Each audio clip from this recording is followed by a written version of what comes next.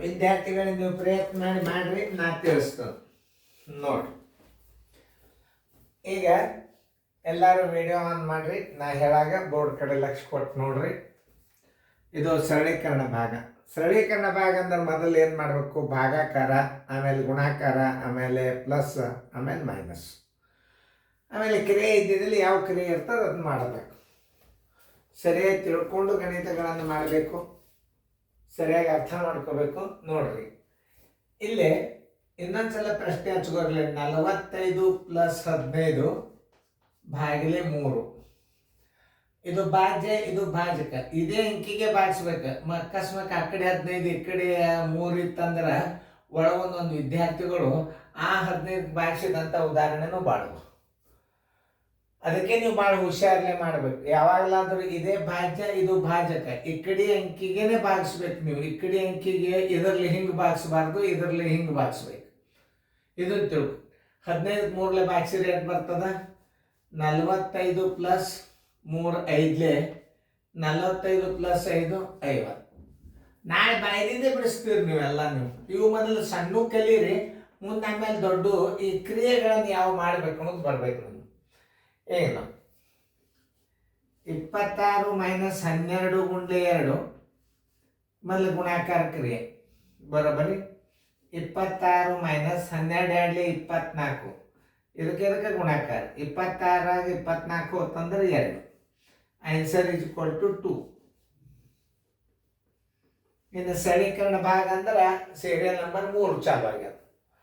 ಈಗ ನೋಡಿ, 31 - 4 + 3 ಭಾಗಿಲೆ 3 ಗುಂಡ್ಲೆ 2.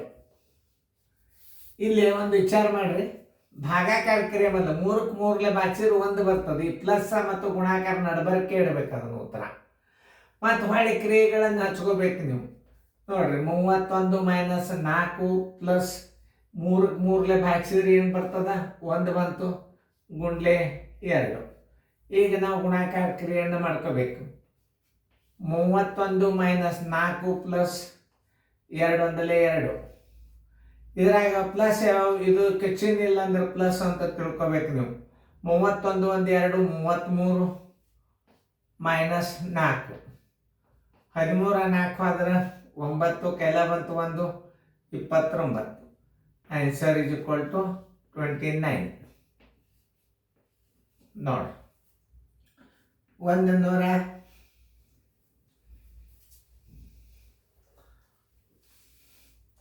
ಜಾಗ ಸಮ 128 ಭಾಗಿಲೆ 4 + 12 × 5 - 4. ಮೊದಲು ಭಾಗಾಕಾರ ಕ್ರಿಯೆಯನ್ನು ಮಾಡ್ಕೋಬೇಕು. ನೋಡಿ, 4 3 ಇದೇ ಭಾಜ್ಯ, ಇದು ಭಾಜಕ ನೆನ್ಪಿಟ್ಕೋರಿ. 4 3 12, 4 2 8 + 12 ಗುಂಡ್ಲೆ 5 - 4. ಇವೆರಡಕ್ಕೂ ಗುಣಾಕಾರ ಮಾಡ್ಕೊಳ್ರಿ. ಬರೋಬ್ಬರಿ 32 + 12 5 60 - 4. ಇದು ಅಧಿಕ 2ಕ್ಕೆ 2 6 3 9. 92 4 ಹೋತಂದ್ರೆ ಎಷ್ಟು? 12 4 ಆದ್ರೆ 8, ಕೈಲ ಬಂತು 1, 88. ಆನ್ಸರ್ = 88. ನೋಡಿ, ಕ್ರಮಬದ್ಧವಾಗಿ ಅಭ್ಯಾಸ ಮಾಡ್ರಿ ನೀವು. ನೋಡ್ರಿ ನಿಮ್ಗೆ ಹೆಂಗೆ ಮನೆಯೊಳಗೆ sir Joshi sir tuition class ಮನೆಯಾಗೆ ಚಂದಂಗೆ ಬಿಡಿಸ್ಕೊಡ್ರಿ.